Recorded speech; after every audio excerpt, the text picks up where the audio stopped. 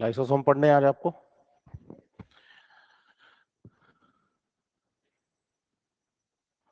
अब बताइए कि कोई ये एक एनिमल सेल है।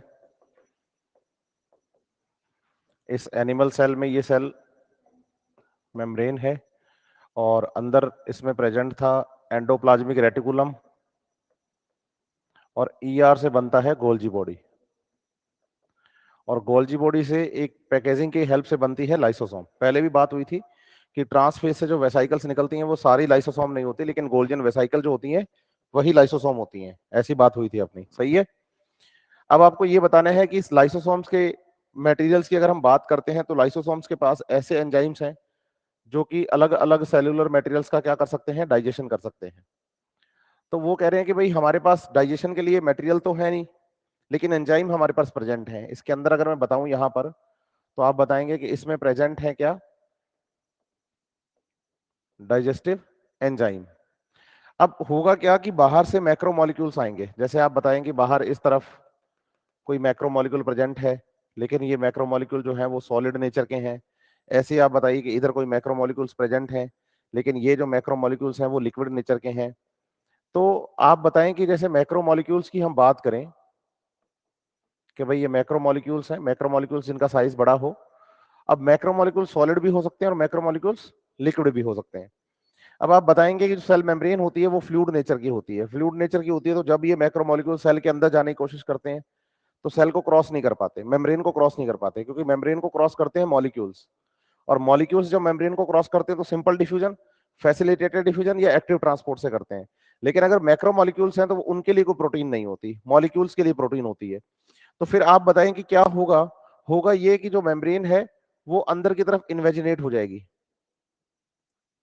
जिस जगह पे ये मॉलिक्यूल्स जाकर मेम्ब्रेन को टच करते हैं वहां पर मेम्ब्रेन अंदर की तरफ क्या हो जाती है, इनवेजिनेट हो जाती है।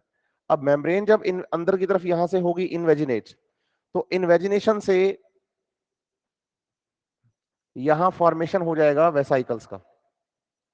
इन वेसाइकल्स के अंदर सॉलिड भरा होगा और साथ ही साथ इन वेसाइकल्स के अंदर लिक्विड भरा होगा। जिन वेसाइकल्स में तो सॉलिड भरा होता है उनको तो नाम देते हो फैगोसोम। क्या नाम देते हो, फैगोसोम।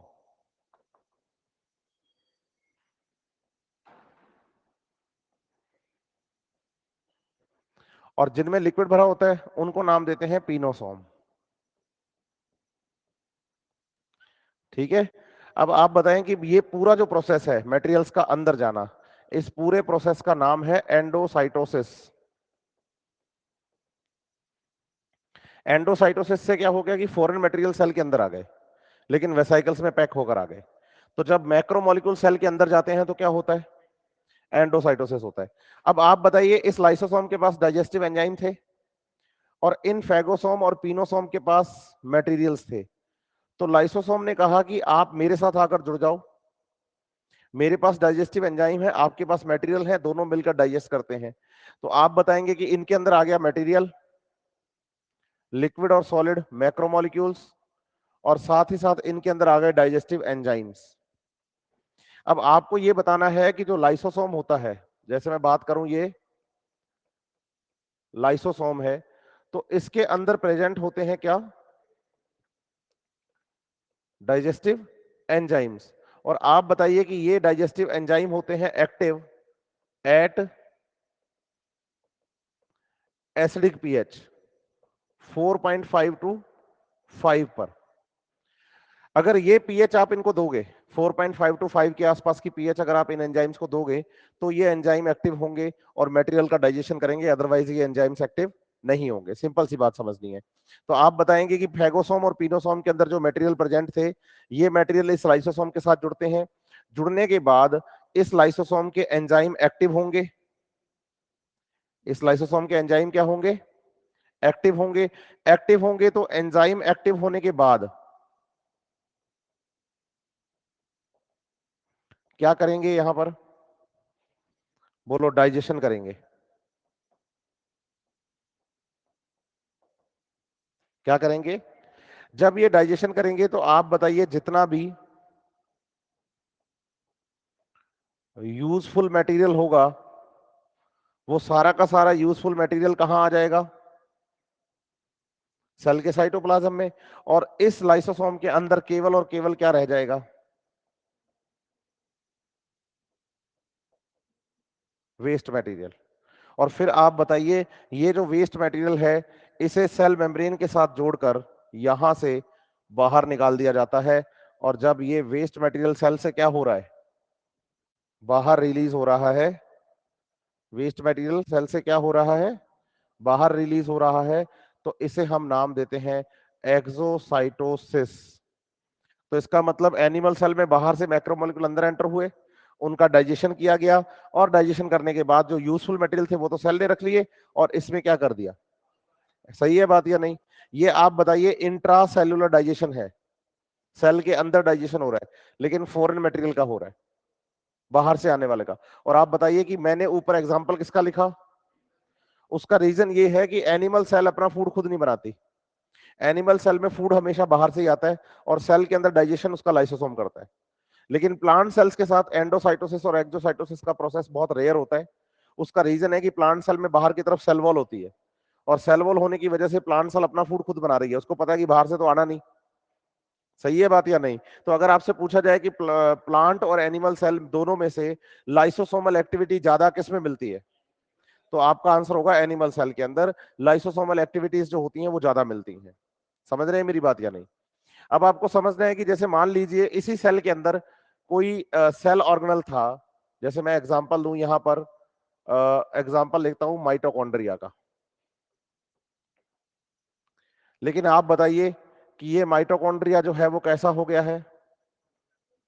फंक्शन लेस हो गया है। तो आप बताओ कि ये जो लाइसोसोम था, इस लाइसोसोम की हेल्प से इस माइटोकॉन्ड्रिया को इंगल्फ किया जाएगा, और फिर इसका कर देंगे हम क्या? डाइजेशन। और डाइजेशन होने के बाद यहां से जितना भी यूजफुल मटेरियल निकलेगा वो तो सारा का सारा कहां डाल दिया जाएगा? सेल के साइटोप्लाज्म में। और जो वेस्ट होगा उसको सेल से क्या कर देंगे? तो आप बताइए, लाइसोसोम केवल सेल के मटेरियल को डाइजेस्ट करता है या बाहर से आने वाले मटेरियल्स को भी? दोनों को करता है। बाहर से आने वाले मटेरियल भी डाइजेस्ट कर देता है, और सेल के खुद के मटेरियल्स को भी क्या कर देता है? डाइजेस्ट कर देता है। सही है बात या नहीं? यस और नो? तो आप बताइए कि लाइसोसोम्स के अंदर अगर हम एंजाइम्स की बात करें, तो एनसीईआरटी हमें डिफरेंट टाइप ऑफ एंजाइम्स का नाम लिख के देती है। जैसे एनसीईआरटी लिख के देती है कार्बो हाइड्रेजेज और लाइपेजेज, प्रोटीएजेज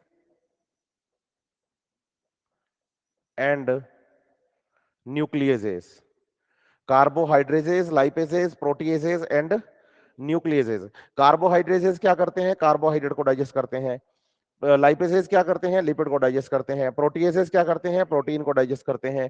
और न्यूक्लियजेज जो होते हैं वो न्यूक्लिक एसिड को डाइजेस्ट करते हैं। सही है बात या नहीं? These all enzymes are known as hydrolyses। क्या बोलेंगे? हाँ, तो ये सब के सब क्या है? हाइड्रोलेजेज एंजाइम है, but active at acidic pH. So these enzymes are known as acid hydrolases. समझ रहे हैं मेरी बात या नहीं? तो लाइसोसोम्स के जो एंजाइम्स होते हैं वो कौन सी पीएच पर एक्टिव होते हैं? एसिडिक पीएच पर एक्टिव होने की वजह से इनको नाम क्या दे दिया जाता है? एसिड हाइड्रोलेजेज। क्या नाम दे देते हैं इनको हम? एसिड हाइड्रोलेजेज। क्लियर है आपको ये बात? लाइसोसोम्स के बारे में इतनी बात ही है, एनसीईआरटी में इतना ही है, मतलब मैंने ज्यादा ही बताया आपको बेसिकली। समझ रहे हैं? इसके बाद हम जो बात करेंगे बच्चे, वो बात हम करेंगे किसके बारे में? वैक्यूल के बारे में। देखिए, सबसे पहले तो आपको यह समझना है कि large central vacuole present in plant sales. सबसे पहले तो ये बात है कि जब वैक्यूल पढ़ते हैं तो वैक्यूल पढ़ते टाइम दिमाग में आता है एक बड़ी वैक्यूल। तो बताइए कि जब बड़ी वैक्यूल, लार्ज वैक्यूल दिमाग में आता है, तो लार्ज वैक्यूल किस में पाई जाती है? प्लांट सेल में पाई जाती है। लार्ज वैक्यूल किस में पाई जाती है? प्लांट सेल में पाई जाती है। तो आप बताइए कि जब हम प्लांट सेल की बात करें, कि जैसे मान लीजिए हमने यहाँ पर एक प्लांट सेल को बनाया, ये हम कह रहे हैं कि भाई ये प्लांट सेल है। प्लांट सेल के सबसे बाहर की तरफ जो लेयर है उसका नाम सेल वॉल है, और सेल वॉल के अंदर की तरफ ये आप बताएंगे कि ये सेल मेम्ब्रेन है, और सेल मेम्ब्रेन है तो ये अंदर की तरफ एक लार्ज ये सेंट्रल वैक्यूल है। सही है, इसे हम नाम दे रहे हैं कि ये वैक्यूल है। बताइए कि प्लांट सेल के अंदर जो वैक्यूल होती है उस वैक्यूल की मेम्ब्रेन को नाम दिया जाता है टोनोप्लास्ट। क्या नाम देते हैं? टोनोप्लास्ट। अब बात आती है कि वैक्यूल में प्रेजेंट क्या क्या है। बोलो, वैक्यूल में प्रेजेंट होता है वाटर प्लस सैप। सैप का मतलब हो गया है वाटर प्लस मिनरल्स। सही है। और क्या प्रेजेंट है? बोलो, एक्सक्रीटरी प्रोडक्ट्स।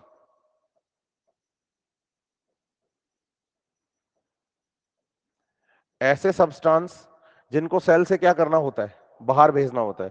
अब आप बताइए, एनिमल सेल में तो बाहर भेजना आसान है क्योंकि outermost layer cell membrane होती है, लेकिन प्लांट सेल में इन मटेरियल्स को बाहर भेजना आसान नहीं है क्योंकि आउटर मोस्ट लेयर कौन है? सेल वॉल है, और सेल वॉल जो है वो रिजिड है, तो उसमें से मटेरियल बाहर जा नहीं सकते। तो आप बताइए कि जो एक्सक्रीटरी प्रोडक्ट होते हैं उनको कहां रख लिया जाता है? और साथ ही साथ याद रखिए, बोलिए, other materials which are not useful for cell। Other materials which are not useful for the cell, दूसरे मटेरियल जो सेल के लिए यूजफुल नहीं है, अभी नहीं है, फ्यूचर में काम आ सकते हैं।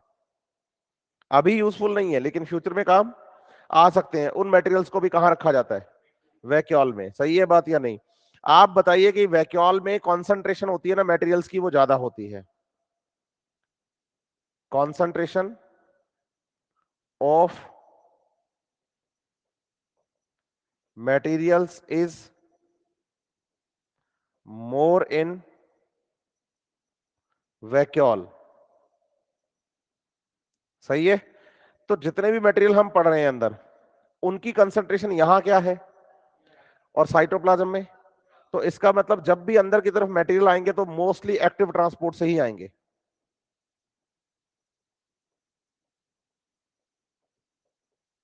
मोस्टली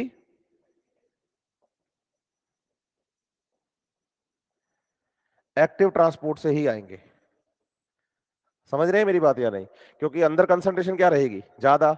अब दूसरी बात है कि एनसीईआरटी को ना बच्चा जब पढ़ता है तो सीधा याद कर लेता है कि वैक्यूल जो होती है वो सेल के साइटोप्लाज्म का 90% कवर करती है। नहीं, कर सकती है। कैन ओकोपाई, आप लाइन पढ़ोगे ना एनसीईआरटी के अंदर, तो एनसीईआरटी लिख के देती है कि भाई जो वैक्यूल होती है वो किसी भी प्लांट सेल का मैक्सिमम अगर ऑक्युपाई करती है तो 90% तक ऑक्युपाई कर सकती है। कैन ऑक्युपाई, इसका मतलब ये नहीं है कि हमेशा 90% होगा। आप बताइए 30, 40, 50, 55, 60, 67, 78 ऐसे करके 80, 90 तक हो सकता है। समझ रहे हैं मेरी बात या नहीं? तो आप बताइए कि जो वैक्यूल है can occupy up to 90% volume of cell. समझ रहे हैं मेरी बात या नहीं? सेल का 90% तक ये एक्वायर कर सकती है, हमेशा करेगी ये जरूरी नहीं है, इस बात का ध्यान रखिएगा आप। समझ रहे हैं मेरी बात या नहीं? इसके अलावा ये तो प्लांट सेल की वैक्यूल एनसीईआरटी ने बताई। इसके अलावा दो वैक्यूल और लिखी है, एक लिखी है कॉन्ट्रेक्टाइल वैक्यूल और एक लिखी है फूड वैक्यूल। आप बताइए कि food vacuole and contractile vacuoles are found in protist. जैसे मैं बात करता हूं यहां पर किसकी? फूड वैक्यूल की। तो फूड वैक्यूल किस में मिलती है? इन प्रोटिस्ट। जैसे कि एग्जांपल हम किसका पढ़ सकते हैं? अमीबा का। सही है। अमीबा सेल में जैसे मान लीजिए कि ये एक अमीबा सेल है। अमीबा सेल जो होती है बच्चे वो स्यूडोपोडिया का फॉर्मेशन करती है। तो आप बताइए कि यहां कोई फूड मटेरियल था हमारे पास, ये क्या था? ये फूड मटेरियल था। तो इस अमीबा सेल ने क्या किया? इस अमीबा सेल ने इसके चारों तरफ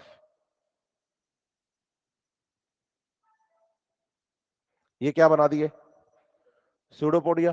अब स्यूडोपोडिया बनने के बाद आप बताओगे कि भाई जो स्यूडोपोडिया बने हैं, बाद में स्यूडोपोडिया यहां से हो जाता है कंटिन्यूअस, और इसके अंदर क्या प्रेजेंट है, ये फूड मटेरियल। तो फाइनली होगा क्या कि जो आपके पास ये अमीबा सेल थी, वो तो ये अमीबा सेल हो गई, और इस अमीबा सेल के साइटोप्लाज्म के अंदर एक वेसाइकल लाइक स्ट्रक्चर, एक वैक्यूल लाइक स्ट्रक्चर आ जाएगी, जिसके अंदर क्या प्रेजेंट होगा, फूड मटेरियल प्रेजेंट होगा। ऐसी वैक्यूल को हम फूड वैक्यूल कहेंगे। तो प्रोटिस्टा में जब फूड को इंगल्फ करने के बाद जो वेसाइकल्स या वैक्यूल्स बनती हैं, उनको फूड वैक्यूल्स कहा जाता है। ये वैक्यूल्स सभी प्लांट्स में नहीं होती हैं। ये वैक्यूल्स सभी प्लांट्स, अरे बैग पड़ा इसका, इसको मेडिकल कॉलेज में साथ लेके जाएंगे क्या इसको आप?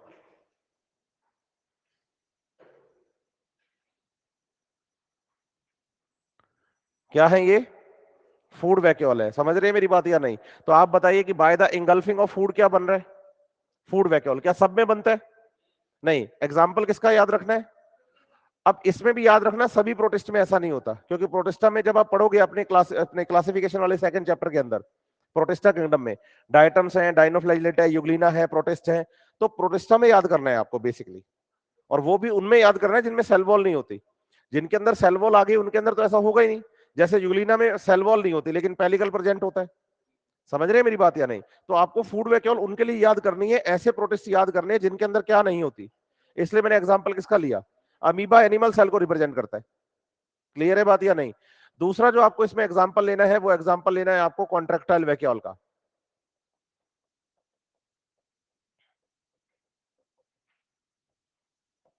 किसका एग्जांपल लेंगे आप? Contractile vacuole. आप बताइए कि भाई जैसे एक आपके पास सेल है, ये भी आपको कहां मिलने वाली है?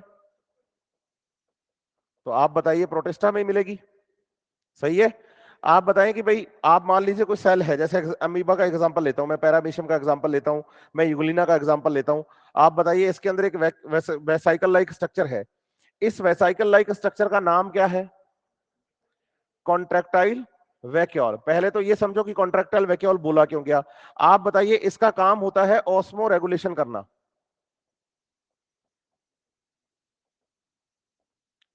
क्या काम होता है इसका? ऑस्मो रेगुलेशन करना। ऑस्मो रेगुलेशन का मतलब है regulate the water content in the cell. Regulate the water content in the cell. Cell के अंदर वाटर के कंटेंट को क्या करता है?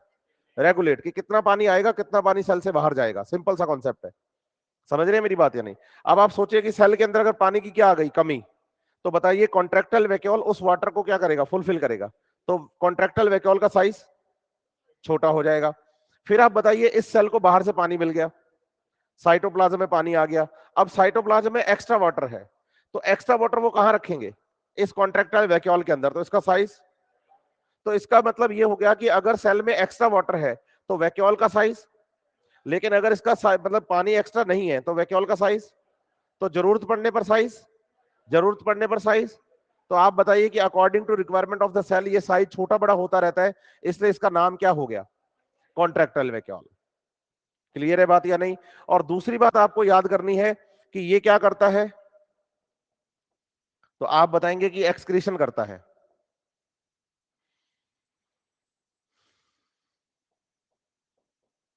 क्या करता है? और एक्सक्रीशन मैंने ये अभी आपको डायग्राम बताया ये वाला। बताओ कि एक्जोसाइटोसिस जो होता है, इसमें अगर आप वेस्ट मटेरियल को बाहर निकालते हैं तो इसी को आप एक्सक्रीशन कहते हैं। बताइए किसी भी सेल से अगर बाहर क्या जा रहा है तो क्या बोलेंगे? और अगर किसी सेल से बाहर जा रहा है यूजफुल मटेरियल तो सिक्रेशन। जैसे एंजाइम, हार्मोन्स, ये यूजफुल मटेरियल्स होते हैं। ये जब भी सेल से बाहर जाते हैं तो शब्द यूज करते हैं सिक्रेशन, लेकिन जब भी सेल से बाहर क्या जाएगा, वेस्ट, तो वर्ड यूज करेंगे एक्सक्रीशन। तो excretion for the waste, secretion for the useful materials. Clear है बात? यस और नो? ये क्लियर है आपको चीजें? ये एज इट इज एनसीईआरटी के अंदर ऐसा का ऐसा ही मिलेगा आपको, आप पढ़ेंगे तो आपको मिलेगा। 3 पैराग्राफ है। पहले पैराग्राफ में वैक्यूल की बात, दूसरे पैराग्राफ के अंदर मटेरियल्स की बात, के अंदर कंसंट्रेशन ज्यादा है इसलिए मोस्टली एक्टिव ट्रांसपोर्ट ही होगा अगेंस्ट द ग्रेडियंट। और तीसरे पैराग्राफ के अंदर फूड वैक्यूल और कॉन्ट्रैक्टाइल वैक्यूल की बात है। यहां तक कोई इशू किसी को?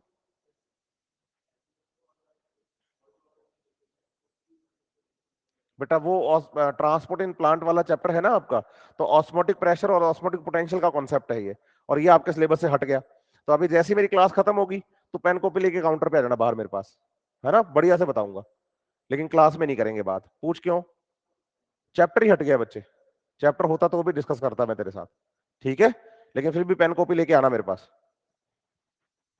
चलिए नेक्स्ट क्या है सेल ऑर्गेनल आपके पास? माइटोकॉन्ड्रिया। इसे क्या कहते हैं?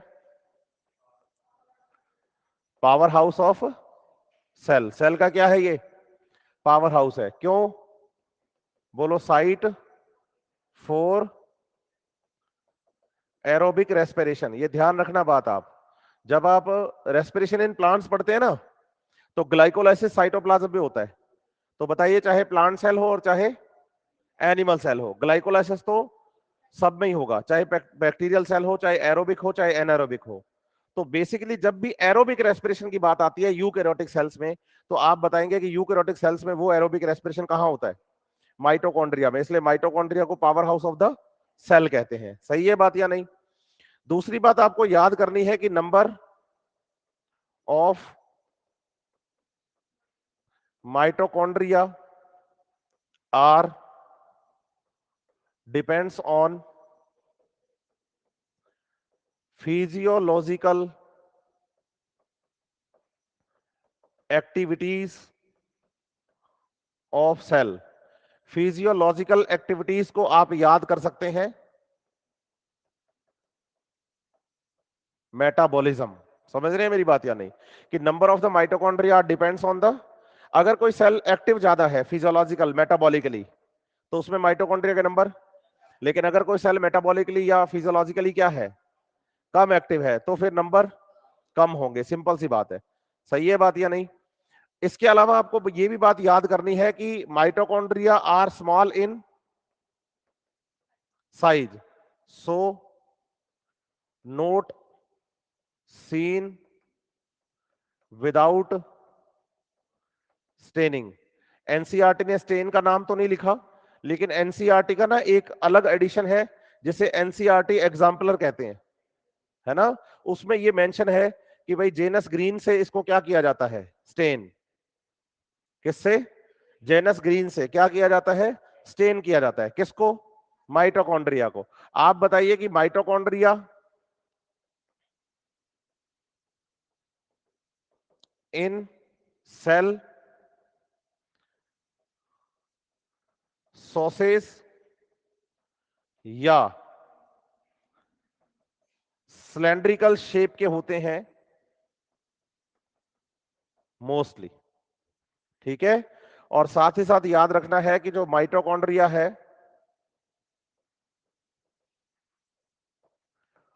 Produce ATP by oxidation of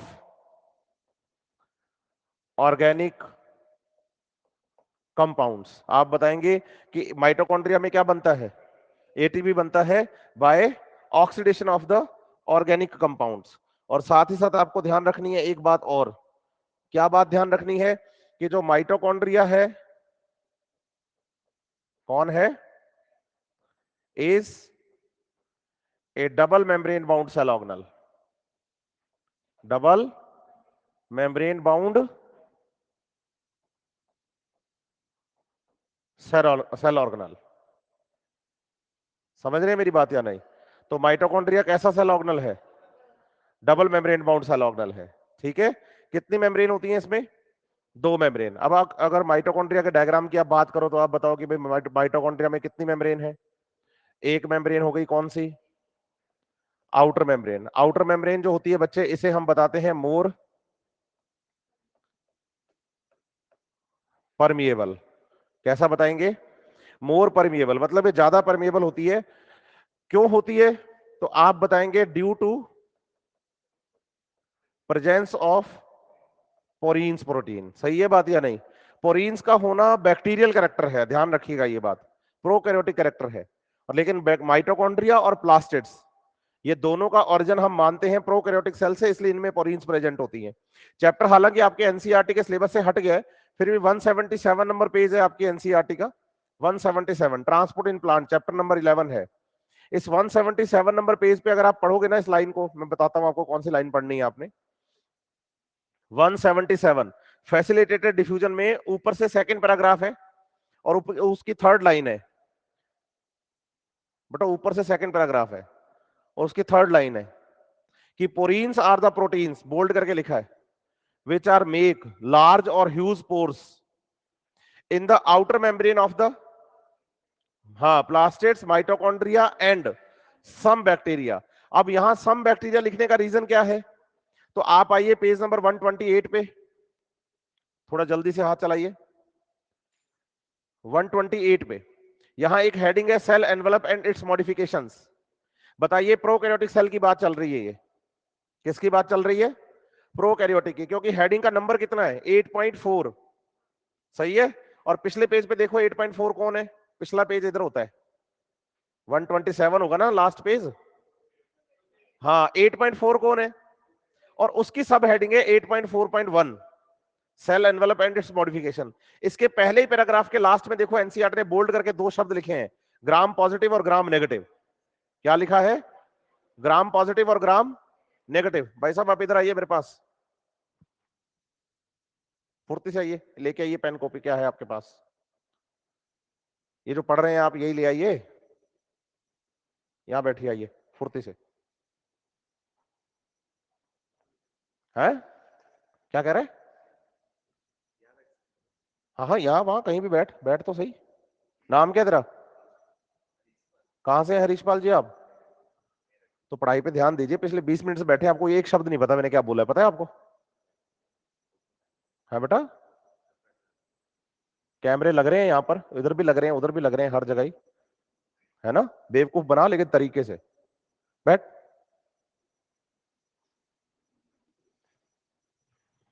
हाँ, ये क्लियर है बात भाई, है ना? ये ध्यान रखना, इसमें भी ग्राम नेगेटिव केवल। एनसीईआरटी की लाइन में सम बैक्टीरिया मेंशन क्यों है? केवल ग्राम नेगेटिव में पोरीन्स होते हैं। कल को अगर आपसे देखो, ग्राम पॉजिटिव ग्राम नेगेटिव तो है ही अपने पास, सिलेबस में ही है, हटा नहीं है सिलेबस से। तो कल को अगर कोई आपसे ये पूछ ले कि बताओ माइटोकॉन्ड्रिया का ऑरिजिन किससे मानते हो, ग्राम पॉजिटिव से या ग्राम नेगेटिव से? हाँ, प्लास्टिड का ऑरिजिन किससे मानते हो? क्यों मानते हो? क्योंकि पोरीन्स प्रेजेंट है। समझ रहे हैं मेरी बात? यानी इस बात पे ध्यान रखिएगा आप।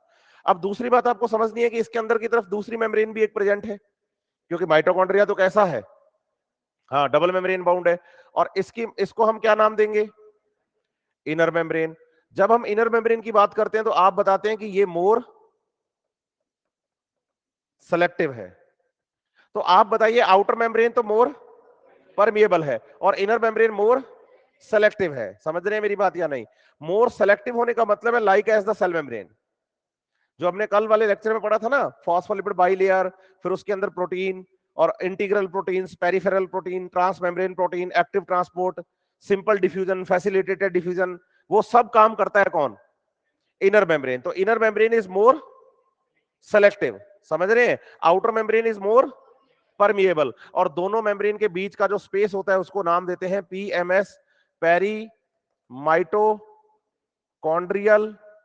स्पेस। क्या नाम देंगे? ये क्लियर है आपको बात? माइटोकॉन्ड्रिया के अंदर की तरफ जो लिक्विड भरा होता है उस लिक्विड का नाम क्या है? Matrix of the mitochondria. क्या नाम है? साथ ही साथ आपको ध्यान रखना है कि जो माइटोकॉन्ड्रिया की इनर मेम्ब्रेन होती है वो at some places form some invaginations, finger like invaginations, and these finger like invaginations are called as, बोलो क्रिस्टी। सिस्टरनी नहीं बोलना आप, क्या बोलेंगे? हाँ, क्रिस्टी। ये जो बनाए ये क्या है?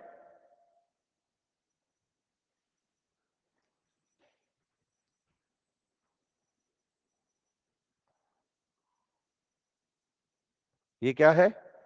क्रिस्टी, सही है। सिस्टरनी कहां रह गया? ईआर और गोल्जी बॉडी तक, वहां तक तो रह गया कौन? सिस्टरनी। अभी बात किसकी कर रहे हैं? क्रिस्टी। क्रिस्टी क्या करता है? बोलो, increase the surface area of inner membrane. Increase the surface area of the inner membrane. Inner membrane के सरफेस एरिया को इंक्रीज करता है कौन? क्रिस्टी। क्यों इंक्रीज करता है इसके लिए बात समझो। आप बताओ कि माइटोकॉन्ड्रिया की जो इनर मेम्ब्रेन होती है ना, इस माइटोकॉन्ड्रिया की इनर मेम्ब्रेन पर, माइटोकॉन्ड्रिया की इनर मेम्ब्रेन पर racket like granule like structure present होती हैं जिनको हम नाम देते हैं ऑक्सीसोम्स।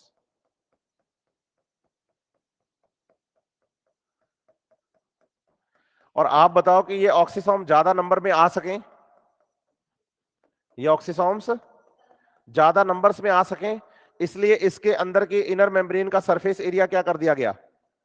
बढ़ा दिया गया। क्यों बढ़ा दिया गया? ताकि ऑक्सीसोम्स के नंबर क्या हो सकें। पूछो ऐसा क्यों? बोलो। ऑक्सीसोम वो साइट है जहां पर एटीपी बनता है। ऑक्सीसोम वो साइट है जहां पर एटीपी बनता है। समझ रहे हैं मेरी बात? क्योंकि हम लास्ट स्लाइड में भी बोल के आए हैं ना कि भाई जो माइटोकॉन्ड्रिया है ये क्या करता है? एटीपी प्रोड्यूस करता है। अरे एटीपी प्रोड्यूस करता है तो एटीपी प्रोड्यूस होता कहां है? बोलो ऑक्सीसोम पर।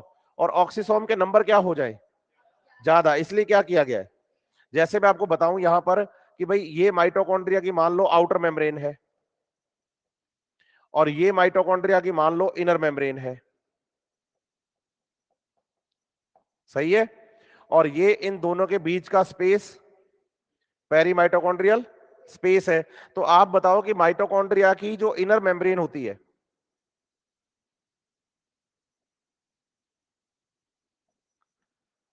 ये जो माइटोकॉन्ड्रिया की क्या है?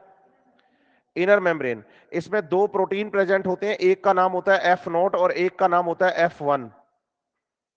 एक का नाम क्या होता है और दूसरे का नाम F1। और F0 और F1 को मिलाकर नाम क्या देते हैं? ऑक्सीसोम। और आप बताइए इसका जो F1 पार्टिकल है, कौन सा पार्टिकल? इस F1 पार्टिकल पर फॉर्मेशन होता है किसका? किससे? हाँ, एडीपी प्लस इनऑर्गेनिक फॉस्फेट से। तो ये वाली जो स्ट्रक्चर है ऑक्सीसोम्स, ये ज्यादा से ज्यादा आ सके माइटोकॉन्ड्रिया की इनर मेम्ब्रेन में, इसलिए उसके अंदर क्या बन गए हैं? क्रिस्टी। और क्रिस्टी इसके सरफेस एरिया को क्या कर देता है? बढ़ा देता है। क्लियर है बात?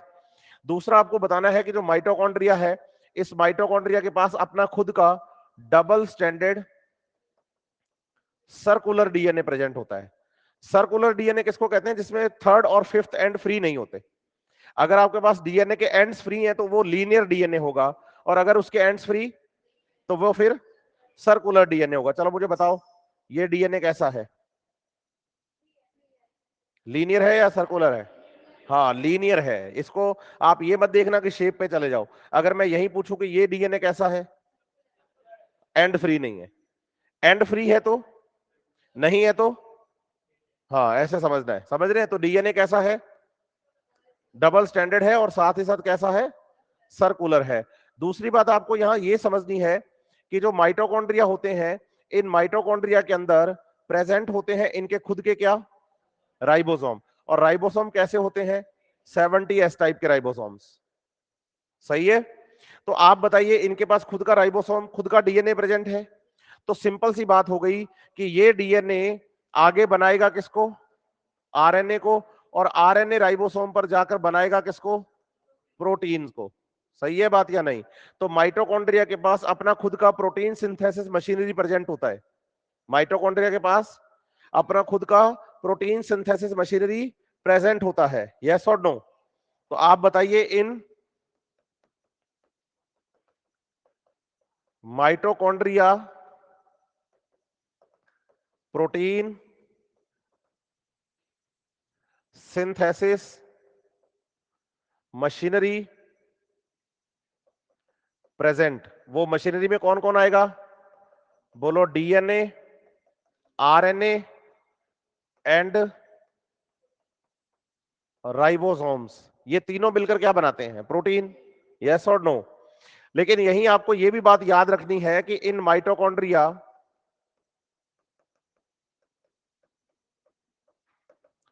all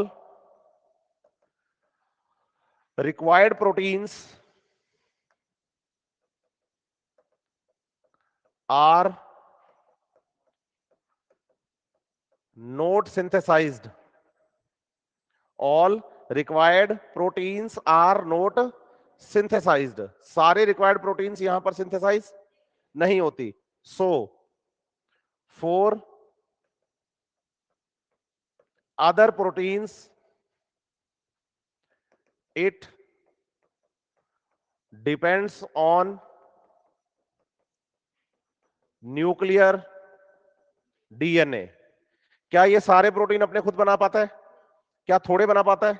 थोड़े के लिए किस पे डिपेंड करता है? इसीलिए आप बताइए इसे सेल का सेमी ऑटोनोमस सेल ऑर्गेनली कहा जाता है।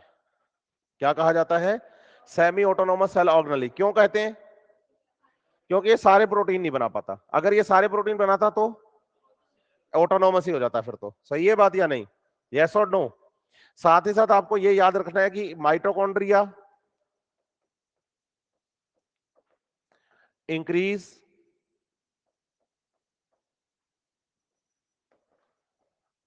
There numbers by binary fission. ये बाइनरी फिजन से अपने नंबर सेल्स में क्या कर लेते हैं? बढ़ा लेते हैं। एक बात ये याद रखनी है। दूसरी बात याद रखो कि जो माइटोकॉन्ड्रिया है इनका हम ऑरिजिन कैसा मानते हैं? बोलो, endo symbiotic origin from the bacteria. Endo symbiotic origin from bacteria. हम ऐसा मानते हैं कि इवोल्यूशन के दौरान कोई बैक्टीरियल सेल या कोई प्रोकैरियोटिक सेल थी जो कि किसी यूकैरियोटिक सेल के अंदर गई और वहीं का सेल ऑर्गेनल बनकर रह गई। तो बात आती है कि ऐसा क्यों? आप ऐसा क्यों बोल रहे हैं कि भाई एंडोसिम्बायोटिक ऑरिजिन हम इसका किससे मान रहे हैं? बैक्टीरिया से। तो क्यों मान रहे हैं? तो आप बताइए इसके कुछ कैरेक्टर्स हैं जो बैक्टीरिया से मैच करते हैं। क्या क्या? एक तो आप बताओ, इसमें डबल स्टैंडर्ड डीएनए प्रेजेंट है, सर्कुलर डीएनए प्रेजेंट है। सही है? Double standard circular DNA present है। दूसरा, प्रोकैरियोट्स की तरह इनमें 70s राइबोसोम्स प्रेजेंट है। और तीसरा, ये अपने नंबर इंक्रीज करते हैं बाय बाइनरी फिजन। और बाइनरी फिजन होना प्रोकैरियोट्स का कैरेक्टर होता है। सही है बात या नहीं? तो इन कैरेक्टर्स की वजह से हम इसका ऑरिजिन कैसा मानते हैं? Endosymbiotic origin. किससे मानते हैं? पहला माइटोकॉन्ड्रिया किसी बैक्टीरिया से बना था, लेकिन आज अगर किसी सेल के अंदर माइटोकॉन्ड्रिया को हमने नंबर इंक्रीज करने तो कैसे इंक्रीज करेगा? बाइनरी फिजन से। दूसरी बात याद रखिएगा कि जब हम मैट्रिक्स की बात करते हैं, किसकी? इस मैट्रिक्स में एंजाइम्स प्रेजेंट हैं।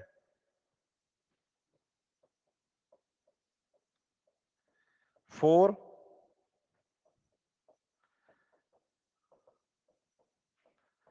प्रोटीन सिंथेसिस, क्योंकि इसमें प्रोटीन सिंथेसिस चल रहा है। एंड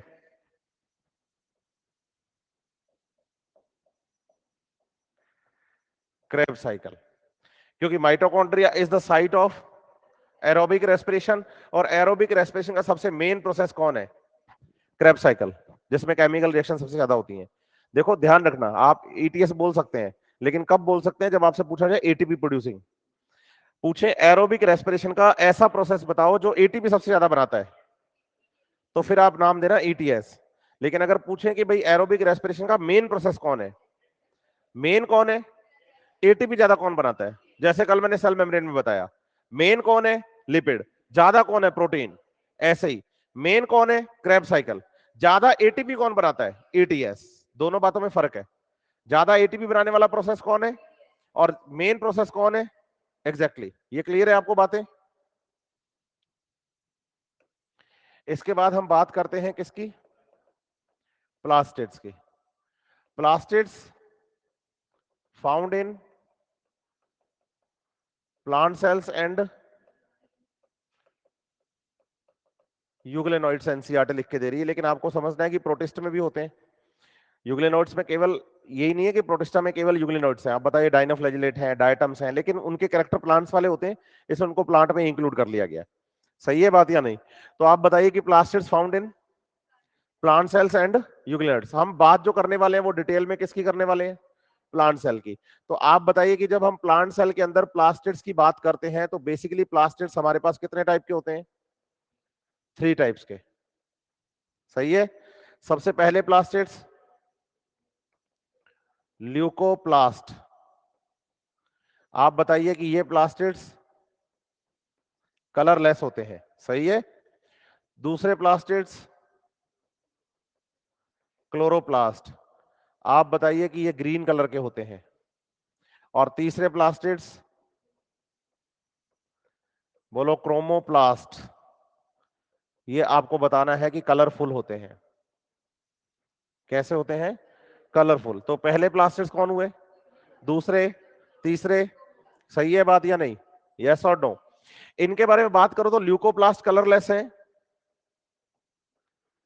क्योंकि इनमें मेम्ब्रेनस पार्ट एब्सेंट होता है।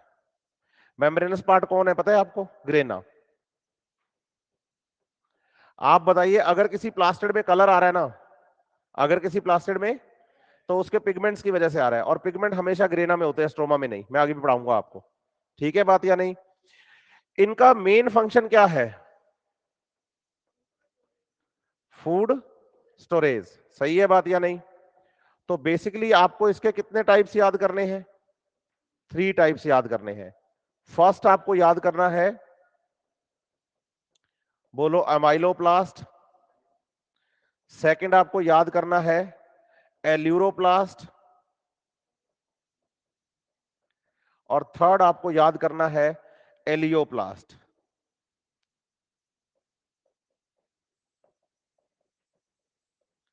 तो कितने टाइप के प्लास्टिड्स याद करोगे आप? फर्स्ट अमाइलोप्लास्ट, ये किसको स्टोर करता है? स्टार्च को। सही है। एल्यूरोप्लास्ट प्रोटीन्स को स्टोर करता है। और एलियोप्लास्ट जो होता है वो स्टोर करता है किसको? बोलो फैट्स या ऑयल्स को। फैट्स या फिर बताओ, लिक्विड फैट को ही ऑयल कहते हैं। कल बात हुई थी अपनी सैचुरेटेड और अनसैचुरेटेड वाली।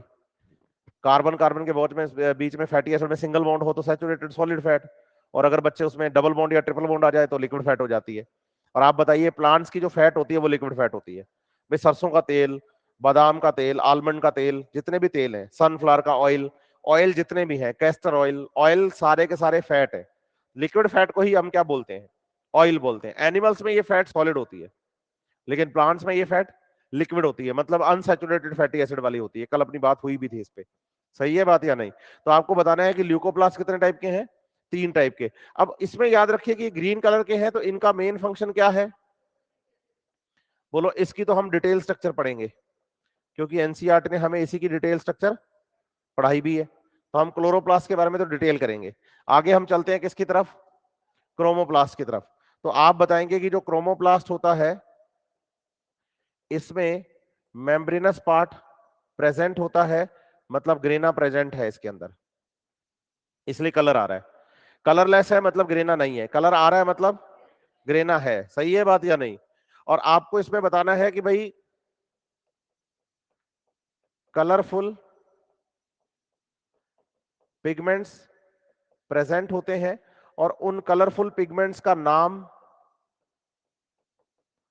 कैरोटिनॉइड्स है। और कैरोटिनॉइड्स 2 टाइप के हैं, एक आपको याद करने हैं कैरोटीन्स, और दूसरे आपको याद करने हैं जेंथोफिल्स। और आप बताइए कि कैरोटीन्स और जेंथोफिल्स की वजह से इनका क्या हो रहा है? कलर आ रहा है। जेंथोफिल्स और कैरोटीन्स की वजह से इनका क्या आ रहा है? कलर आ रहा है। समझ रहे हैं मेरी बात या नहीं? यस और नो?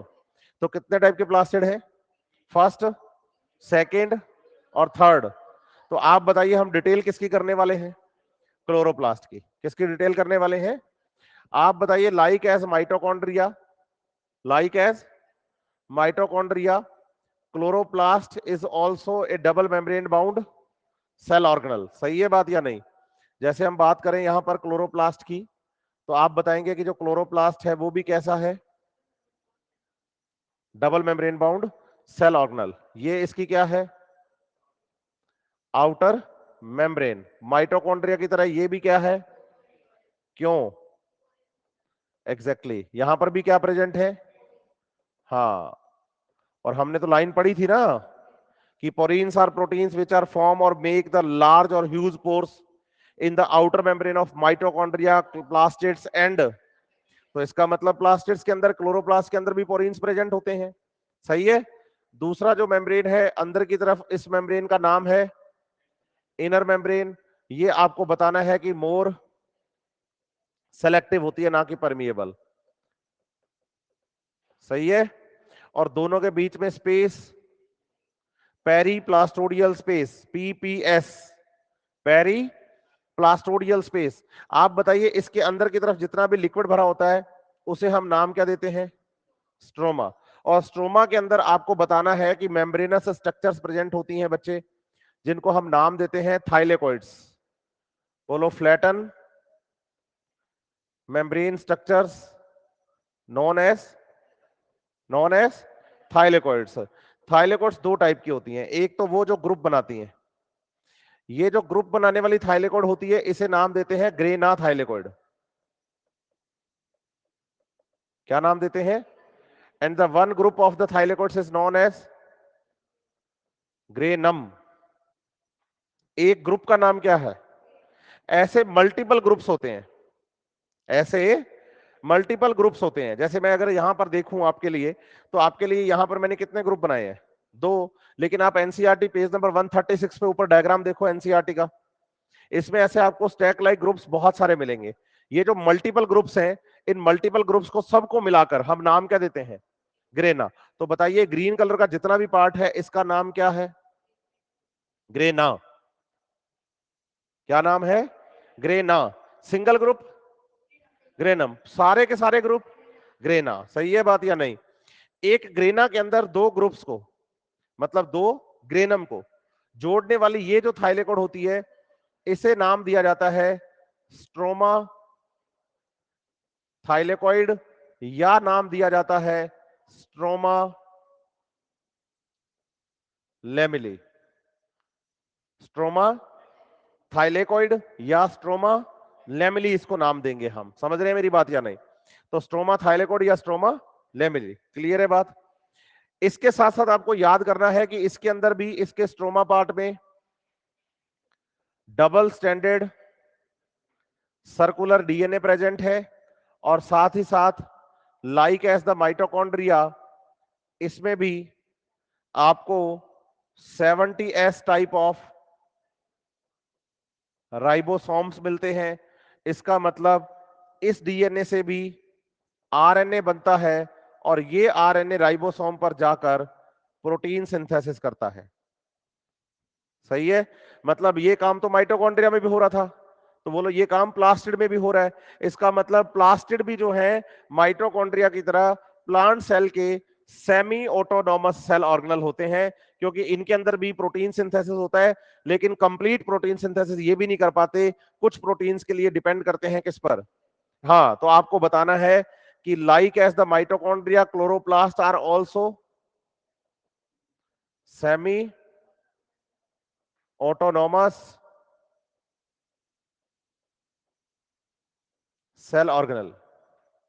क्लियर है बात? यस और नो? दूसरी बात आपको याद करनी है कि जो क्लोरोप्लास्ट का ग्रेना पार्ट होता है, कौन सा पार्ट? इसमें आपको बताना है कि चलती हैं लाइट रिएक्शंस। क्या चलती हैं? और स्ट्रोमा में चलती हैं, बोलो, डार्क रिएक्शंस। क्या चलती हैं? हाँ। तो आपको बताना है कि भाई ग्रेना में क्या हो रहा है और स्ट्रोमा में। आप बताएंगे कि लाइट रिएक्शन से फॉर्मेशन होता है एटीपी, NADPH2 और ऑक्सीजन का। इसमें से एटीपी और NADPH2 जो होते हैं वो काम आते हैं किसमें? और डार्क रिएक्शन से फॉर्मेशन होता है किसका? ग्लूकोज का, या बोलो फूड का। सही है। तो बताइए फूड कौन सी रिएक्शन से बनता है, लाइट रिएक्शन से या डार्क रिएक्शन से? डार्क रिएक्शन से। फूड किससे बनता है? हाँ, लेकिन डार्क रिएक्शन चलवाता कौन है? इसका मतलब लाइट रिएक्शन और डार्क रिएक्शन साथ साथ चलती हैं, क्योंकि लाइट रिएक्शन की वजह से ही कौन चल रहा है? डार्क रिएक्शन चल रही है। तो आप बताइए फोटोसिंथेसिस में दो टाइप की रिएक्शंस हैं, एक है लाइट रिएक्शंस और दूसरी है डार्क रिएक्शंस, एक है लाइट रिएक्शंस और दूसरी है, तो आप बताइए कि in chloroplast there is clear division of labour is found, कि फोटोसिंथेसिस जो पूरा प्रोसेस था उसको दो पार्ट्स में डिवाइड कर दिया गया है, लाइट रिएक्शंस और डार्क रिएक्शंस। किस किस में कर दिया गया है? लाइट रिएक्शंस और डार्क रिएक्शंस। तो लाइट रिएक्शन किसको दे दी गई चलाने के लिए? ग्रेना को। और डार्क रिएक्शन किसको दे दी गई चलाने को? स्ट्रोमा को। तो जो लाइट रिएक्शन का प्रोसेस है वो किसमें नहीं चलता? स्ट्रोमा में। सही है, किसमें नहीं चलता? स्ट्रोमा में। और जो डार्क रिएक्शन का प्रोसेस है वो किसमें नहीं चलता? और दोनों ही क्लोरोप्लास्ट के अंदर हो रहे हैं, तो क्लियर डिवीजन ऑफ लेबर आपको यहां मिलेगा। सही है बात या नहीं? तो आप बताइए, ये एक सेमी ऑटोनोमस सेल ऑर्गेनेल है। और आप ये भी बताइए कि जो क्लोरोप्लास्ट होते हैं,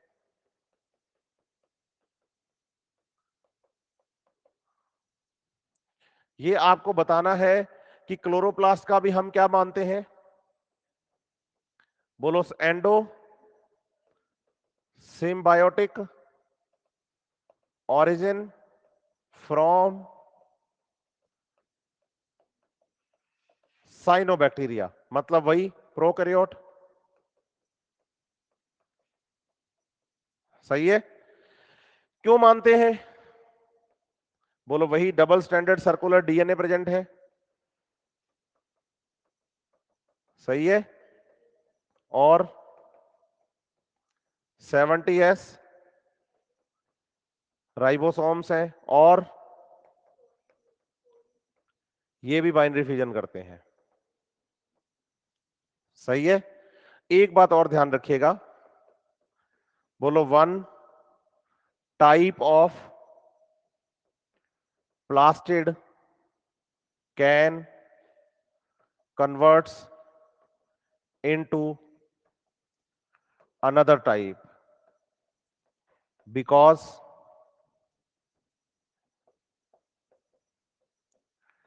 all plastids have a common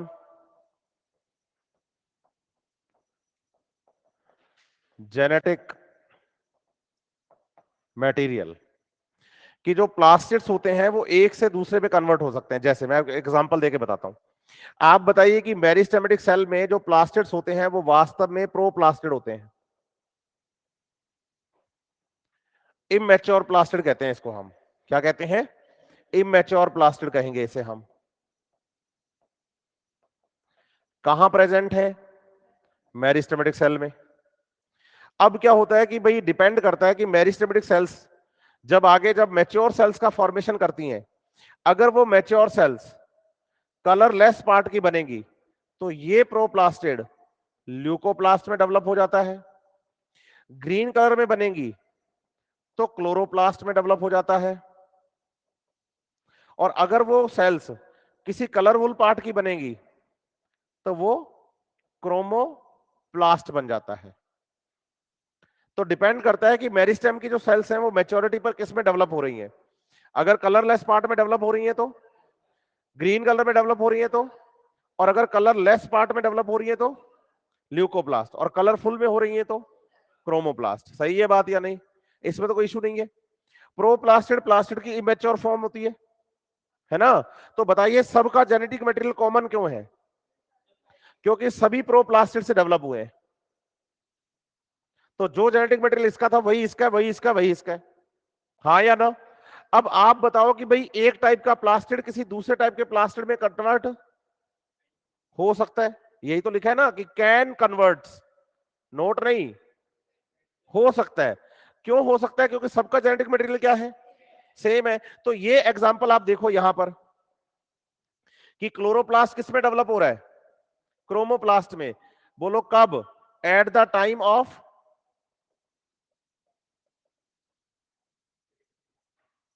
fruit ripening. बोलो, कच्चे फ्रूट हरे कलर के होते हैं, कच्चा आम। सही है, कच्चा अमरूद, कच्चा टमाटर, या हरी हरी मिर्च, ग्रीन। लेकिन जब ये पकते हैं तो कलरफुल हो जाते हैं, लाल, पीले, नीले। नहीं समझ रहा मेरी बात? जब ये कच्चे हैं तो किस कलर के हैं? हाँ, पक गए हैं तो किस कलर के हो गए हैं? सिंपल बात है ना। तो एक टाइप का प्लास्टिड दूसरे टाइप के प्लास्टिड में कन्वर्ट हो सकता है। नेक्स्ट टॉपिक देखो क्या है। पहले राइबोसोम्स है, राइबोसोम्स के बाद है साइटोस्केलेटन। तो आप पहले बताएंगे राइबोसोम्स। आप बताइए, इनको ना पेलाडे पार्टिकल्स भी कहा जाता है। पूछो क्यों? Discovered by scientist George Palade, discovered by the scientist George Palade, so it is called as Palade particles. सही है बात या नहीं? ये तूने खुद बनाए हैं, कॉपी किए हैं? कहां से? भाई ने कराए थे? भाई डॉक्टर हैं आपके? कर रहे हैं एमबीबीएस? तू भी कर लेगा इस बार? कितने नंबर आ रहे हैं टेस्ट में? ज्यादा नहीं आ रहे ना? फिर भी हो जाएगा, बढ़िया बात है फिर तो। राइबोसोम्स जो है वो क्या है? पेलाडे पार्टिकल्स। क्यों? क्योंकि किसने डिस्कवर किया है? जॉर्ज पेलाडे नाम के साइंटिस्ट ने। सही है बात या नहीं? अब आपको यह समझना है कि राइबोसोम्स जो होते हैं वो वास्तव में एक राइबो न्यूक्लियो प्रोटीन्स होते हैं। क्या होते हैं? अरे यहां राइबो न्यूक्लियो का मतलब है कि आरआरएनए, और साथ में कौन प्रेजेंट है? प्रोटीन्स। ठीक है। आप बताइए कि राइबोसोम्स, बोलो, ग्रेनुलर स्ट्रक्चर है और note covered by any membrane. इनके चारों तरफ कोई मेम्ब्रेन प्रेजेंट नहीं होती। अब आप बताइए कि राइबो न्यूक्लियो प्रोटीन है, तो राइबो न्यूक्लियो प्रोटीन में क्या प्रेजेंट है? आरआरएनए और प्रोटीन। सही है बात या नहीं? जब आप एनसीईआरटी पढ़ते हो तो एनसीईआरटी आपको बताती है 80 टाइप के प्रोटीन मिलते हैं। 12th क्लास की एनसीईआरटी में ये मॉलिक्यूलर बेसिस ऑफ इनहेरिटेंस के अंदर ट्रांसलेशन प्रोसेस पढ़ाते हैं ना जब, तो राइबोसोम के बारे में बात आती है, स्मॉल और लार्ज सब यूनिट के बारे में, तो different 80 type of protein NCERT वहां लिख के देती है आपको। लेकिन आरआरएनए इसमें 6 टाइप के हैं राइबोसोम्स के फॉर्मेशन करने के लिए, जिसमें से एक आरआरएनए का नाम याद करना है आपको। कौन सा? 28S rRNA. दूसरा आपको याद करना है 23S आरआरएनए। एक आपको याद करना है 18S आरआरएनए। एक आपको याद करना है 16S आरआरएनए।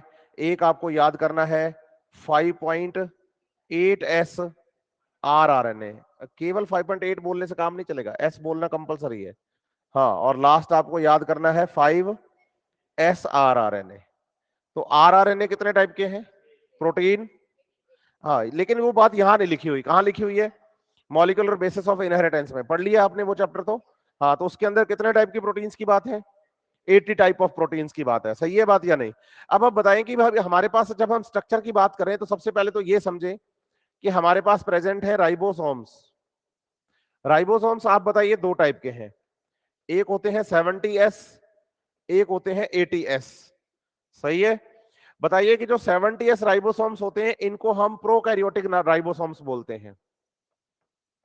क्या बोलते हैं?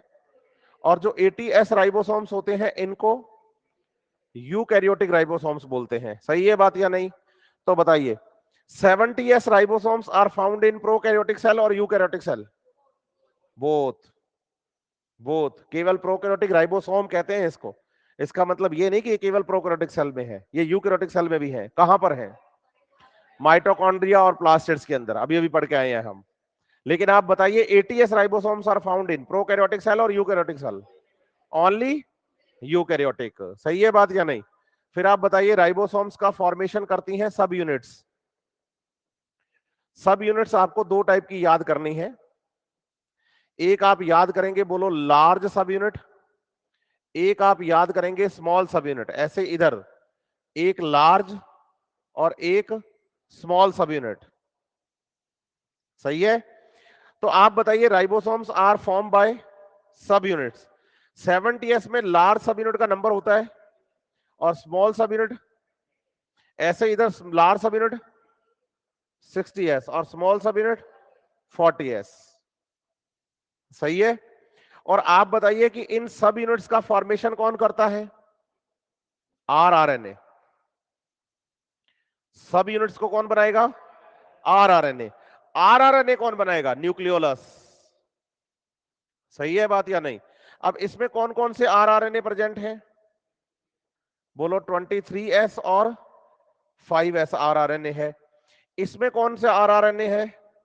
तो आप बताएंगे केवल 16S। इधर आपको बताना है 28S, 5.8S और 5S, और इधर 18S। ठीक है। और आरआरएनए का सिंथेसिस कौन करता है? न्यूक्लियोलस। ये हम पढ़ेंगे। तो बोलो, न्यूक्लियोलस बनाता है किसको? आरआरएनए और सब यूनिट्स। बताइए, दो सब यूनिट्स को जोड़ने के लिए बोलो ऐसे Mg+2 आयन की रिक्वायरमेंट होती है। Mg+2 ion responsible for the joining of two subunits. Yes और नो? और दूसरी एक बात और याद करनी है आपको। बताइए क्या? इधर देखो, ये क्या दिख रहा है? इधर देखो क्या दिख रहा है? इसके अलावा कोई कॉमन नहीं दिखेगा आपको आरआरएनए। तो बताओ, 5S rRNA is common in both. किसमें? 70S and 80S ribosomes. Clear है बात या नहीं? यस और नो? अरे हाँ ना तो बोलो। इसमें एक चीज का ध्यान रखना कि भाई जो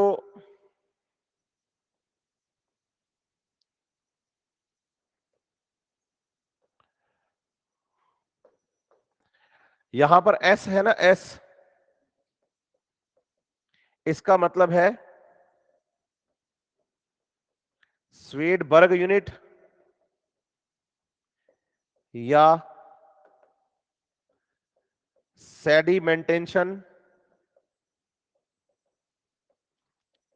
यूनिट या coefficient.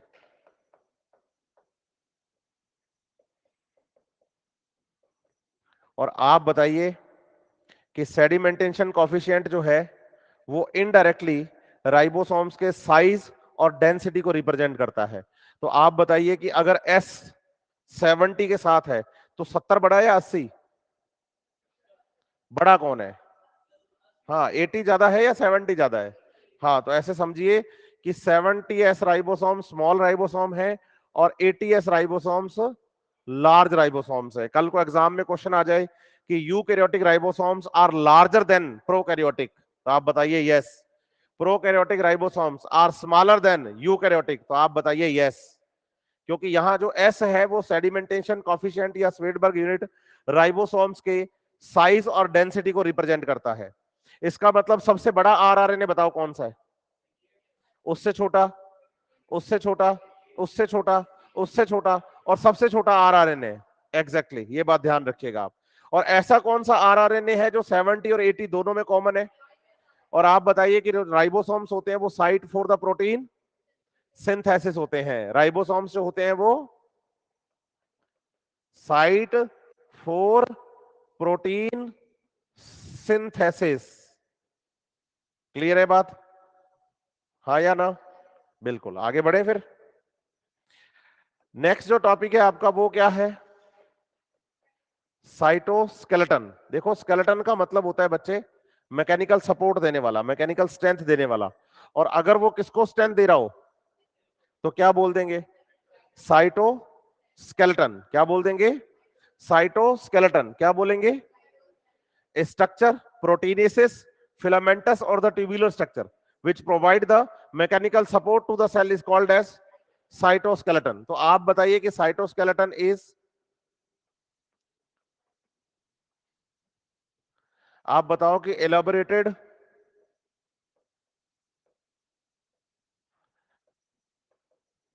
network of proteinaceous filaments and tubular structures, सही है। साथ ही साथ क्या करता है बोलो, provide the mechanical support, shape to cell, also helps in locomotion of cells, cells के लोकोमोशन में हेल्प करता है, प्रोवाइड करता है मैकेनिकल सपोर्ट एंड, और साथ ही साथ हेल्प्स इन सेल डिवीजन, क्योंकि सेल डिवीजन के दौरान जो स्पिंडल फाइबर बनते हैं ना, वो ट्यूबुलिन प्रोटीन के माइक्रोट्यूब्यूल्स के बनते हैं। अगर इनके स्ट्रक्चरल कंपोनेंट्स की आप बात कर लो, किसकी बात कर लो, स्ट्रक्चरल कंपोनेंट्स की, कि भाई साइटोस्केलेटन में कौन कौन आता है, साइटोस्केलेटन में कौन कौन आता है, अगर इसकी बात कर लो तो साइटोस्केलेटन में आपको स्ट्रक्चरल कंपोनेंट याद करने हैं, क्या क्या, तीन। पहला बोलो माइक्रोट्यूब्यूल्स, दूसरे माइक्रोफिलामेंट्स, और तीसरे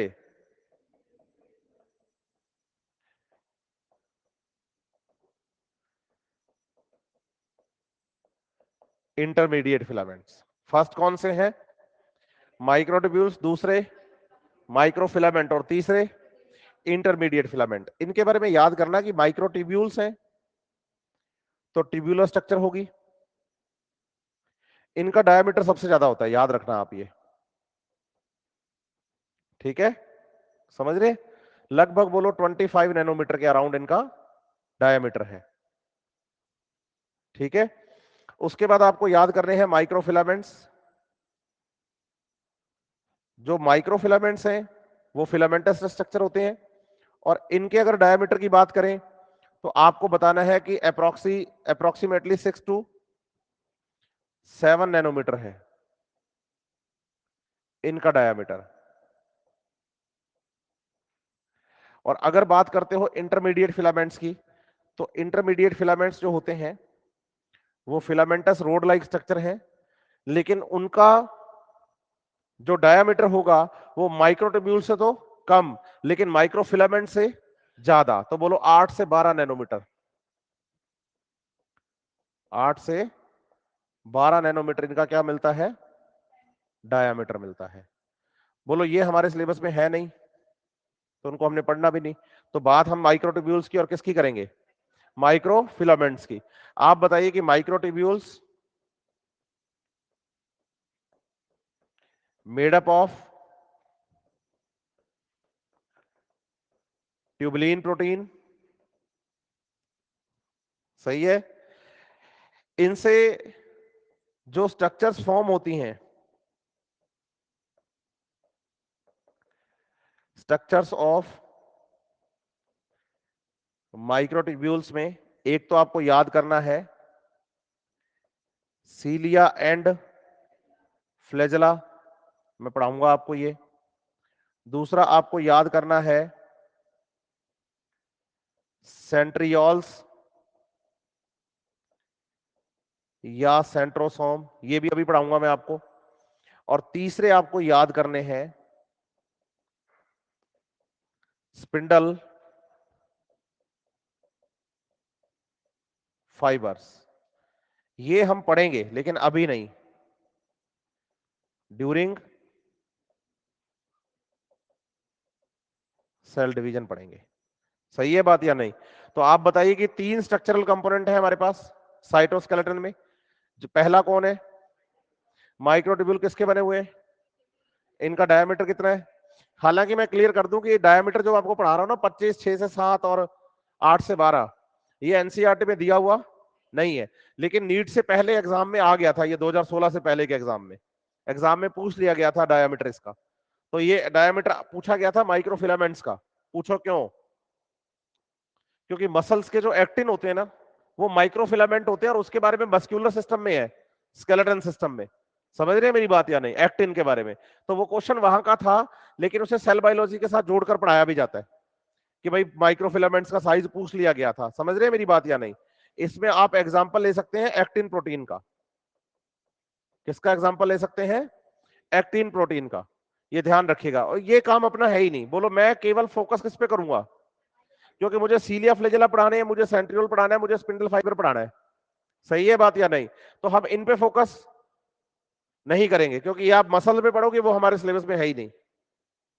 ये तो आप कहां पढ़ोगे? मसल्स में, और वो हमारे सिलेबस में है ही नहीं। तो बेसिकली हमें फोकस इस पे करना है। सही है, माइक्रोट्यूब्यूल्स पर। और माइक्रोट्यूब्यूल्स किसके बने हैं? और ट्यूबुलिन प्रोटीन के बने हैं। तो एक स्ट्रक्चर का हम नाम देते हैं इसमें। सबसे पहले हम सेंट्रियोल पढ़ते हैं। सेंट्रियोल्स या सेंट्रोसोम। आप बताइए कि ये मिलता किसमें है? एनिमल सेल्स में। क्या प्लांट सेल में सेंट्रियोल एब्सेंट होते हैं? बोलो लगभग, ऑलमोस्ट। सही है। कुछ प्लांट सेल्स हैं जिनमें सेंट्रियोल आपको मिल जाता है, सब में नहीं मिलता, ये ध्यान रखना आप। सही है। एनिमल सेल की अगर हम बात करें कि भाई मान लीजिए कि एनिमल सेल है, एनिमल सेल के अंदर ये क्या प्रेजेंट है? न्यूक्लियस। तो न्यूक्लियस के पास आप बताइए कि दो सिलेंड्रिकल ट्यूब्यूलर स्ट्रक्चर प्रेजेंट हैं, जैसे एक ये और दूसरे ये।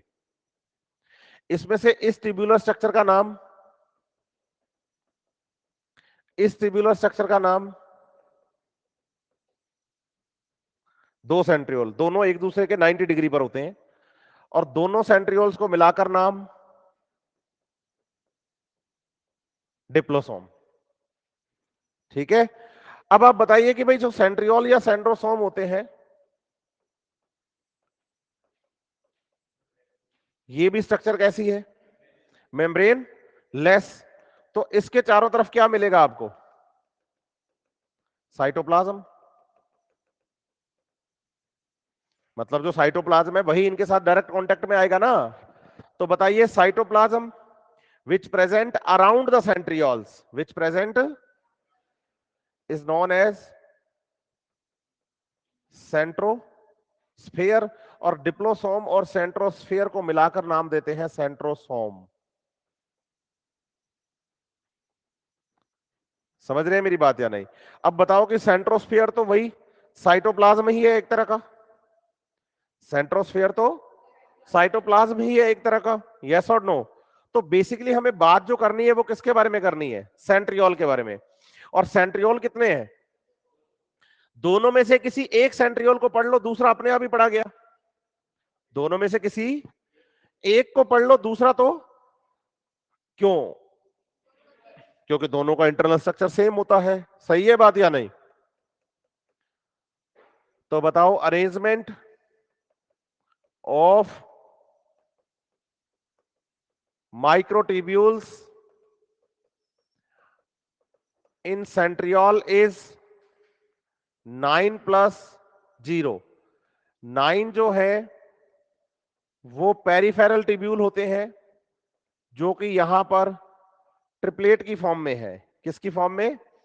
और 0 क्या है? सेंट्रल। इसका मतलब ये हो गया कि सेंट्रियोल के सेंटर में कोई भी ट्यूब्यूल प्रेजेंट नहीं है। अगर होता तो कोई ना कोई नंबर लिखा होता। बोर हो गया नहीं?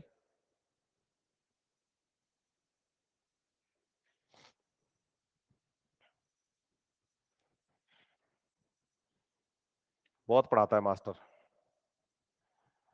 नहीं? सही है। देख, सही है कह रहा।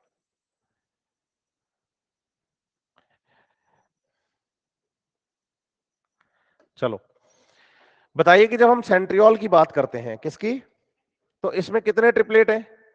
9। तो 9 ट्रिपलेट बनाते हैं पहले तो।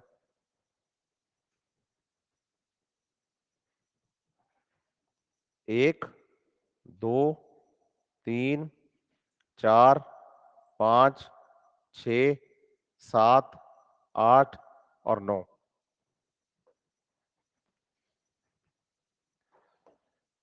सही है। इसमें मेम्ब्रेन तो होती नहीं चारों तरफ, तो सीधे स्ट्रक्चर है ये। अब इसमें भी आपको याद करना है कि तीन तीन ट्यूब्यूल हैं, जैसे मैंने एक ट्यूब्यूल बनाया था, इसके साथ ये दूसरा और ये तीसरा, ऐसे इधर भी दूसरा तीसरा, कितने कितने ट्यूब्यूल प्रेजेंट है? तीन तीन का ग्रुप है। कितने कितने का? तीन तीन का ग्रुप है।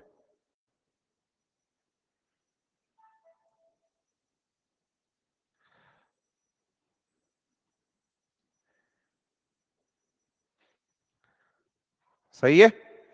अब इस तीन तीन के ग्रुप में आप देखो, A B C, A B C,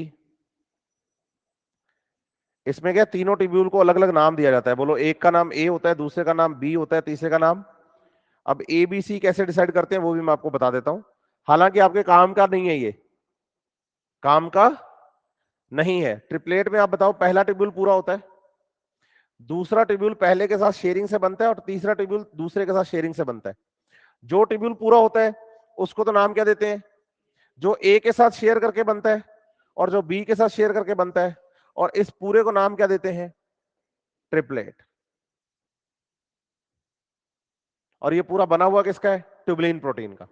तो बताओ, 9 ट्रिपलेट प्रेजेंट है, तो तीन ट्यूब्यूल के एक ग्रुप का नाम क्या हो गया? ट्रिपलेट। तो टोटल पेरीफेरी में कितने ट्यूब्यूल हैं? 27।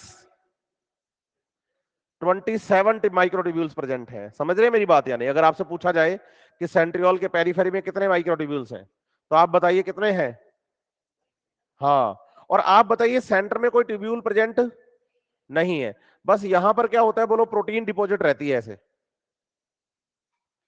सेंटर में बोलो कोई ट्यूब्यूल तो है ही नहीं। सही है बात या नहीं? तो यहां पर क्या डिपॉजिट है? ओनली प्रोटीन डिपॉजिट है। और जो सेंटर में यहां पर क्या डिपॉजिट है? प्रोटीन। बोलो, उसे नाम दिया जाता है सेंट्रल हब।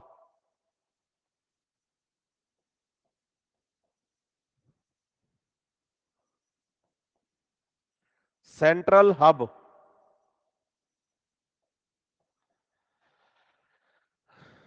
सही है। अब आपको बताना है कि जो सेंट्रल हब है कौन, उसके साथ ये सारे के सारे कौन जुड़े हुए हैं? ट्रिपलेट। लेकिन ट्रिपलेट में से भी याद करना, केवल ए वाला जुड़ा हुआ है। पूछो क्यों? अगर आपने ए पकड़ लिया तो बी और सी तो अपने आप ही पकड़े गए, क्योंकि जो बी ट्यूब्यूल होता है वो ए से शेयरिंग। बेटा, ये सीलिया फ्लैजेला का डायग्राम है जिसको तू मेरे साथ डायग्राम के साथ मैच कर रहा है। अभी मैं पहले क्या पढ़ा रहा हूं? हाँ, और इसका डायग्राम एनसीईआरटी में है ही नहीं। समझ रहे? हाँ, तो इसलिए कंफ्यूज हो रहा है, तो दिमाग तेरा होच पोच हो रहा है कि गुरुजी ने तीन तीन बना दिया, एनसीईआरटी में दो दो ही है। वो सीलिया फ्लैजेला है। इधर देख। अब आप बताओ कि यहां कितने ट्यूब्यूल है? तीन है। अब इन तीन में से आपको यह समझना है कि केवल एक को पकड़ना है आपने। एक पकड़ लिया तो बी और सी तो अपने आप ही पकड़े गए। तो आप बताओ कि हर एक ट्रिपलेट अपने ए ट्यूब्यूल से सेंट्रल हब के साथ जुड़ा हुआ रहता है। और ये जो प्रोटीन फिलामेंट जो कि एक ट्रिपलेट को किसके साथ जोड़ता है, इसे नाम देते हैं, बोलो, रेडियल स्पोक। मुझे बताओ, आपके पास कितने ट्रिपलेट हैं? तो बताओ, रेडियल स्पोक कितने होंगे? सिंपल बात है।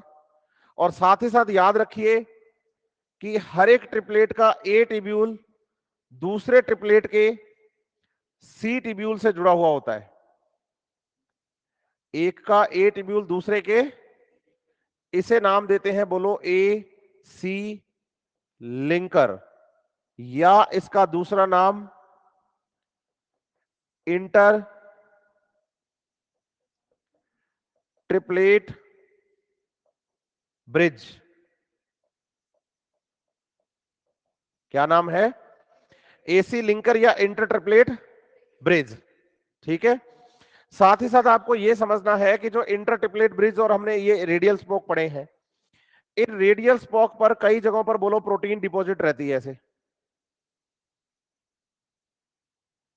और ये जो रेडियल स्पोक होते हैं वो थोड़े मोटे हो जाते हैं उन जगहों पर। बोलो, at some places on the radial spoke protein deposited, and this area of the radial spoke is called as x thickening, क्या नाम देते हैं इसको? और याद रखिए कि एक्स थिकनिंग के साथ साथ यहां इनके बीच में एक दूसरी प्रोटीन और डिपॉजिट रहती है जो कि वास्तव में प्रोटीन ही है, तो इसे हम नाम देते हैं, बोलो, वाई थिकनिंग। क्या नाम देते हैं? Y thickening. ये जो प्रोटीन है इसका नाम क्या है? Y thickening. जो तो रेडियल स्पोक पर है वो कौन है, और दो रेडियल स्पोक के बीच में है वो कौन है? और बताइए एक्स और वाई थिकनिंग आपस में क्या होती हैं? लिंक्ड।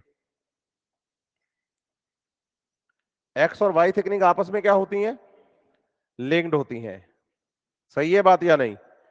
और एक्स और वाई स्ट्रक्चर जब आपस में क्या होंगी? लिंक होंगी, तो आप बताओ कि पूरे डायग्राम को एक तो स्टेबिलिटी मिलेगी, दूसरा बोलो this structure is seen like as the cart wheel, बैलगाड़ी के पहिए जैसा। सही है बात या नहीं? और इस स्ट्रक्चर को हम नाम क्या दे देंगे? सेंट्रियोल। इसके चारों तरफ का जो साइटोप्लाज्म है उसको क्या बोलते हैं? सेंट्रोस्फेयर। अभी अभी बताया मैंने। इसके चारों तरफ का जो साइटोप्लाज्म है उसको क्या नाम देते हैं? सेंट्रोस्फेयर। और आप बताइए कि सेंट्रोस्फेयर वाले रीजन में बहुत सारा प्रोटीन डिपॉजिटेड रहता है। ये जो प्रोटीन सेंट्रोस्फेयर वाले रीजन में डिपॉजिटेड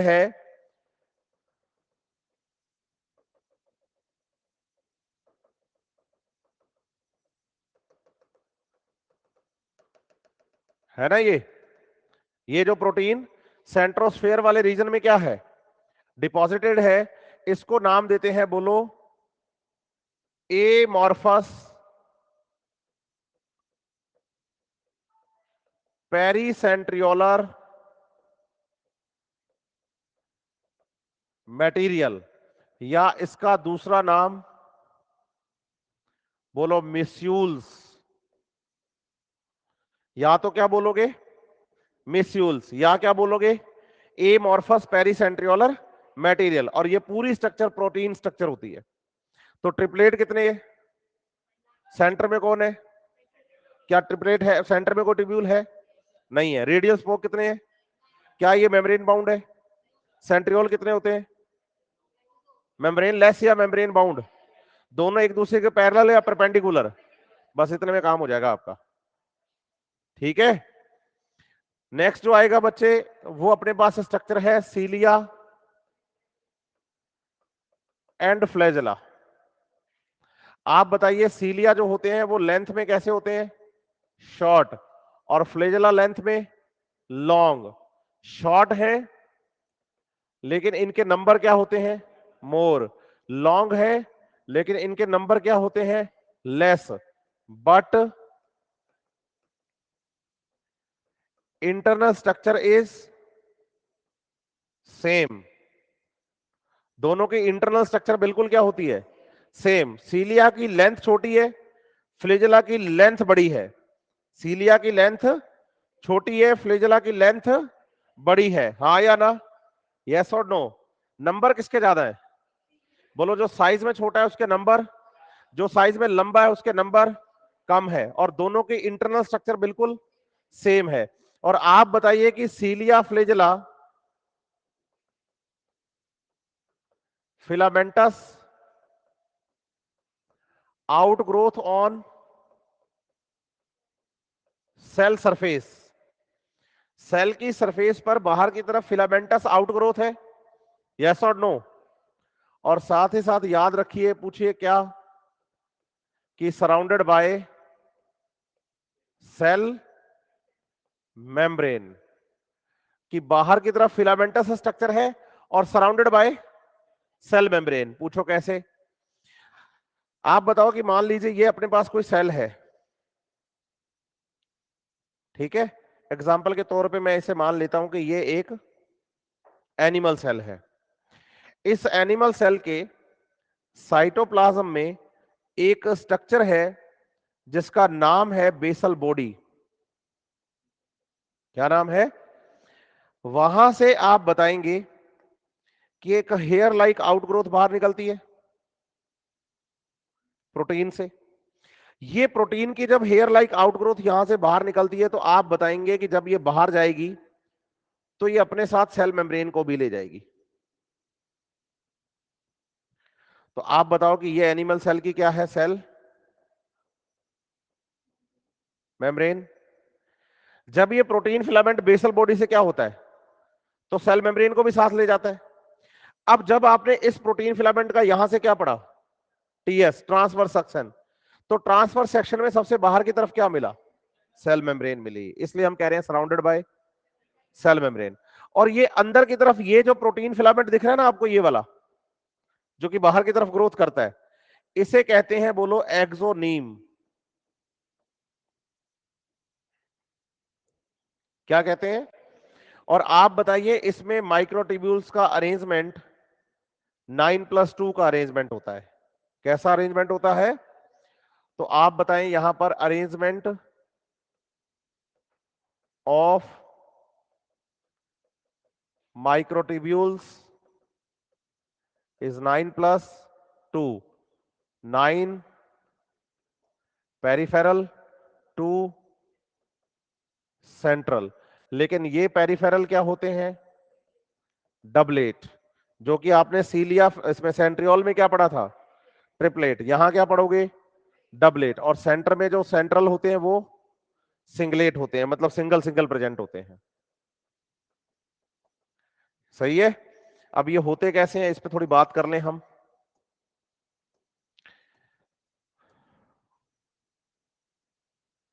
अगर हम इनके टीएस की बात करें तो आप बताइए कि टीएस में सबसे बाहर सेल मेम्ब्रेन है ये, इसमें 1 2 3 4 5 6 7 8 9, ये क्या है, डबलेट होंगे। केवल ए और बी ट्यूब्यूल होगा, सी ट्यूब्यूल इसमें नहीं होगा। जैसे सेंट्रियोल के पेरीफेरी में टोटल माइक्रोट्यूब्यूल थे 27, तो बताइए सीलिया फ्लैजेला के पेरीफेरी में टोटल माइक्रोट्यूब्यूल्स हैं 18, 18 ओनली, क्योंकि डबलेट है। सही है। तो ए और बी के नाम से, ए जो है वो कंप्लीट है, बी जो है वो शेयरिंग से बना है। बेटा आपका नाम क्या है? आशीष। अब यादव, अब देख लो आप, है ना, ये वाला डायग्राम एनसीईआरटी से मैच करेगा आपका, क्योंकि अभी डायग्राम किसका पढ़ा रहे हैं, सीलिया फ्लैजेला का। नहीं घबराना नहीं है। सबसे बाहर की तरफ जो मेम्ब्रेन है बच्चे, बाउंड्री है, उसको हम नाम देंगे क्या, सेल मेम्ब्रेन। और इसमें पेरीफेरी में 9 क्या प्रेजेंट है, डबलेट, पेरीफेरल डबलेट। तो आप बताइए सेंट्रियोल के पेरीफेरी में टोटल 27 ट्यूब्यूल थे, सही है, लेकिन यहां देखोगे तो टोटल 18 ट्यूब्यूल हैं। क्लियर है बात, हाँ या ना? तो कल यहीं से शुरू करते हैं, मैं आऊं तो मुझे बताना कि सीलिया फ्लैजेला चल रहा था, इसके बाद न्यूक्लियस, और कल माइटोसिस तक ले जाऊंगा मैं आपको। माइटोसिस की एम फेज तक लगभग पूरा हो जाएगा अपना, 1.5 घंटा है, 20 मिनट में ये खत्म हो जाएगा, और 40 मिनट में न्यूक्लियस, 20 मिनट में क्रोमोसोम, ऐसे करते करते 1.5 घंटे में हम माइटोसिस तक आ जाएंगे, मतलब एम फेज शुरू कर देंगे हम। ठीक है। और उससे नेक्स्ट क्लास में सेल डिवीजन पूरा करेंगे, 4 क्लास में सेल डिवीजन करवाना है अपने को पूरा।